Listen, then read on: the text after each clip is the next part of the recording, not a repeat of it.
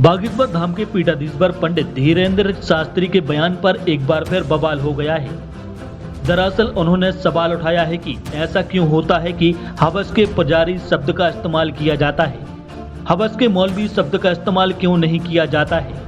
उन्होंने कहा कि प्रायोजित तरीके से हिंदुओं के दिमाग में ऐसे शब्द भरे गए कि वो सनातन धर्म के पवित्र शब्दों को गलत तरीके से पेश करें, जबकि मुस्लिम मौलवियों की कभी बेइज्जती नहीं करते। पंडित धीरेन्द्र शास्त्री ने यह बयान बिहार के बोध गया में कथा सुनाते हुए कहा कि हिंदुओं के खिलाफ बड़ी साजिश हुई है। आपने हवस का पुजारी सुना है, लेकिन हवस का मौलवी नहीं। हवस का मौलवी क्यों नहीं हो सकता? उन्होंने कहा, हिंदुओं, उन्होंने साजिश की और तुमने स्वीकार कर लिया है। मुसलमान अपने मौलवियों का अपमान नहीं करते हैं, लेकिन हिंदू ऐसा करते हैं। हम किसी के विरोध में नहीं हैं, प्रायोजित तरीके से लोगों का ब्रेन वॉश किया जा रहा है। पंडित धीरेन्द्र शास्त्री के बयान के बाद राजनीति गर्मा गई है। ऑल इंडिया मुस्लिम जमात के मौलाना साहबुद्दीन ने कहा है कि वह हमेशा आपत्तिजनक बात करते हैं। हिंदू हो या मुसलमान, उन्होंने सभी धर्मों के प्रचारकों को कटघरे में खड़ा कर दिया है। बयान के विरोध के बाद धीरेन्द्र शास्त्री ने विरोध करने वालों को नालायक बताया है।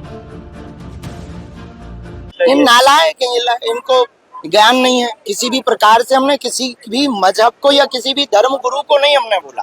हमने एक अपने सनातनियों को जगाने के लिए जो प्रायोजित तरीके से हमारे भारतीय सनातनी हिंदुओं का ब्रेन वॉश किया जाता, उसको हमने जागरूक हिंदुत्व के नाते, हिंदू के नाते हमने बताया है कि हवस का पुजारी पर क्यों होता है। बोलचाल में पुजारी हमारे सनातन धर्म का सबसे बड़ा पद है, सनातन धर्म में उसका सम्मान है, पूजा करते हैं। अच्छा, हवस का पादरी क्यों नहीं होता? हवस का मौलाना क्यों नहीं होता?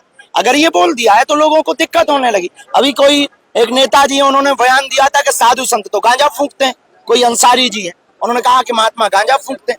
ये बेफिजूली की बात है। महात्मा गांजा फूंकते, सब नहीं फूंकते। ऐसे तो अंसारी आतंकवादी होते हैं, पर सब नहीं होते हैं, पर कुछ होते हैं। तो ये सब पर आप टारगेट नहीं कर सकते हो। उसी प्रकार पुजारी कुछ गलत हो सकते, पर सब पुजारी गलत नहीं हो सकते ना।